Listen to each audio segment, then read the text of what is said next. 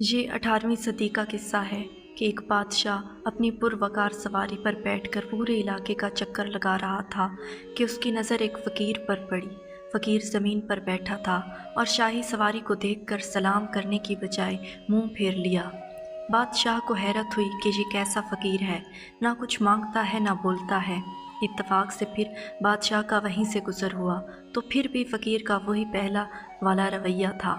بادشاہ کو اب تجسس ہوا، وزیر کو سواری روکنے کا حکم دیا اور کھانا طلب کیا۔ وزیر حکم کا پابند تھا، فوراً آ کر کھانا حاضر کیا۔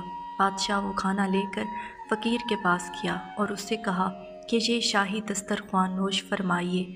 فقیر نے بادشاہ سے کھانا لیا اور اس کھانے کا ایک لقمہ پاس پڑے شیشے پر مل دیا۔ سارا شیشہ دھندلا گیا۔ پھر فقیر نے جو کی روٹی شیشے کے اوپر پھیری تو شیشہ چمکنے لگا۔ فقیر بولا، آپ کا کھانا دل کے شیشے کو دھندلا کرتا ہے، میرے لیے نان جویں ہی بہتر ہے۔ بادشاہ اس کی بات پر بہت حیران ہوا اور پھر جب بادشاہ جانے لگا تو فقیر سے کہا کہ میرے لائق کوئی خدمت ہو تو بتائیے۔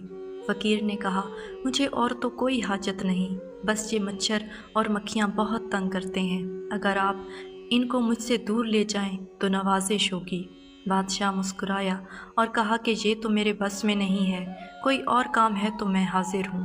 فقیر بے دھڑک بولا کہ اگر آپ سے مچھر اور مکھی جیسی حقیر مخلوق قابو نہیں ہوتی تو میں اور کیا کام بولوں۔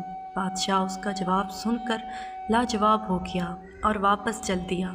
یہ کہانی بتا رہی ہے کہ اصل فقیر وہ ہوتا ہے جو دنیاوی خواہشات کا بھوکا ہوتا ہے اور پھر ان چیزوں کے حصول کے لیے جائز اور ناجائز کا فرق بھول جاتا ہے۔